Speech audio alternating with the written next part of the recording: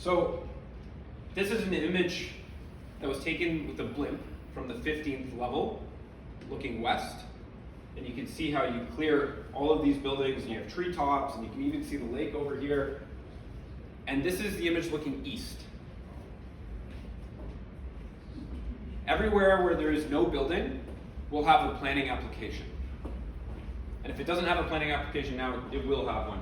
This is the Shangri-La here, so that's at university, right? So that's where you have the financial district, St. Andrews Station is there, which is the subway station. You know, the University Health Network is there, right, with all the hospitals and all the medical jobs. So that's a 10-minute walk. And that's the difference between the height transition zone, east and west. And you can see how much sunlight we have that's coming from the west side, right? All of this is lit up. But as you walk down Adelaide Street, like right now, you can look outside and you can see our intersection is covered with sun. It's like that from 10 a.m. all the way to 6 p.m.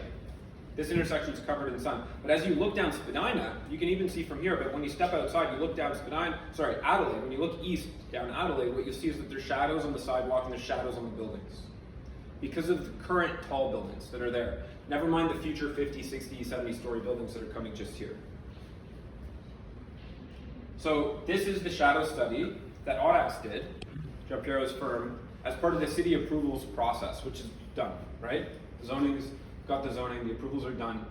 And what this shows is the gray shadows here from existing buildings, the yellow shadows here from proposed buildings, and 101 Spadina shadow in blue and orange here. And what you'll see is that the sun is coming here from the west throughout the day, and that the shade is really focused here, along Adelaide to the east. And so as we flip through the times of day here, we've got 10 a.m., 11 a.m., 12 p.m. You see the shadows are really here on the right-hand side. 1 p.m., 2 p.m., 3 p.m., 4 p.m., 5 p.m. You see? And sunlight's important, right? It affects mood, it affects your circadian rhythms, it's quality of life. So we have the views and we have the sunlight.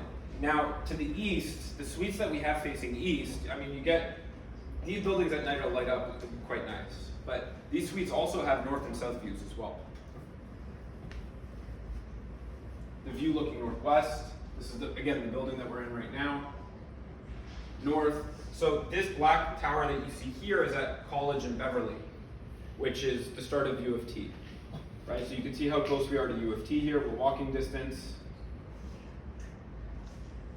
This is the view looking down Spadina, right? From the 15th floor, you can see the water here, the islands. This is the well. Southwest, you can see all the lake here from the 15th floor. Now this is the north from the 30th floor. Look at all the low-rise treetops here, right? So really it's 101 Spadina, then you have Queen Street, then you're a 10-minute walk to Dundas, where you have Kensington Market, Chinatown, and then U of T after that. East from the 30th floor, south from the 30th floor. So the building's a 39-story building. We figured we'd show you the 30th floor as an example. The Sky Dome is there on the left. It's only a 10-minute walk away. Southwest. West views from the 30th floor, northwest. So you can see we have these unobstructed views for the long run. And we're a 10-minute walk to the financial district. So for people who want to be walking distance to the financial district but don't want to be in the middle of the concrete jungle or the glass jungle, 101 Spadina is the perfect location, especially if you want unobstructed views, right? And the sunlight in the long run.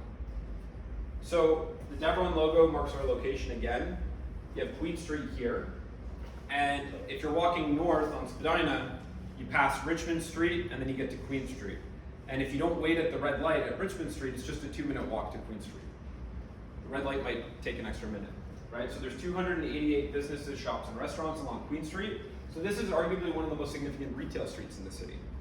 To put it into context, if you look at Yorkville and Bloor Street together, there's 230 shops and restaurants and businesses. Now Bloor and Yorkville, you have the McMile, you have all the luxury brands, but you also have big blue chip brands here along Queen Street. You know, Lululemon, Sephora, Aritzia, Mountain Equipment Co-op, mixed in with independent retailers as well. King Street is a minute away, You have the highest density of hotels here. The highest grossing restaurants in the country are along King Street.